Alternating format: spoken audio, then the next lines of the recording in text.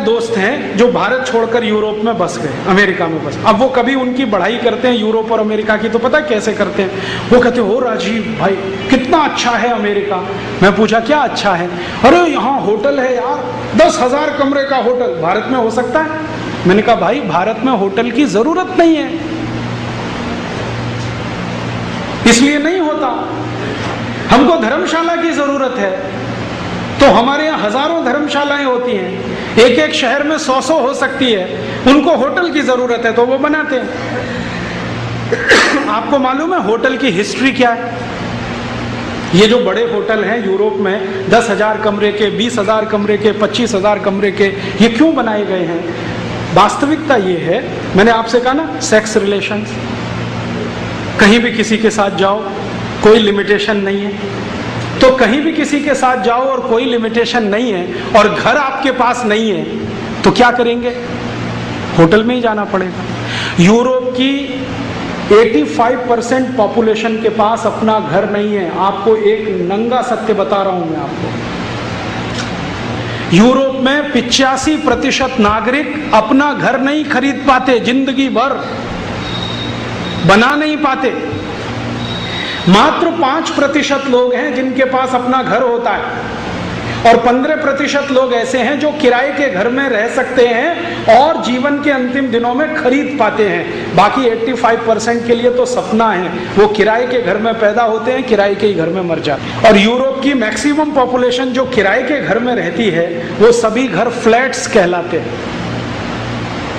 Flat में आपको रहना है, किराए के घर में रहना है, तो मालिक जो है वो तो बंगलों में रहेगा और अपने किराएदार को फ्लैट में रखेगा। तो मालिक की मान्यता ये है कि किराएदार तो नीचा है, तो उसको उतना स्पेस नहीं मिलना चाहिए जो मुझे मिला है बंगलों में, तो फ्लैट हमेशा छोटे बनाए जाते हैं, बंगलो बड़े बनाए जाते हैं। कोई भी फ्लैट में ओपन स्पेस नहीं होता और बहुत छोटे एरिया में होता है।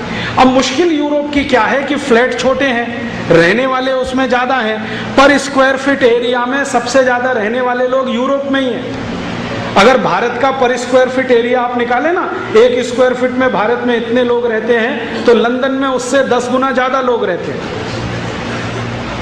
कारण समझते हैं? यूरोप के पास हॉरिजॉन्टल एक्सपेंशन करने के लिए जमीन ही नहीं है।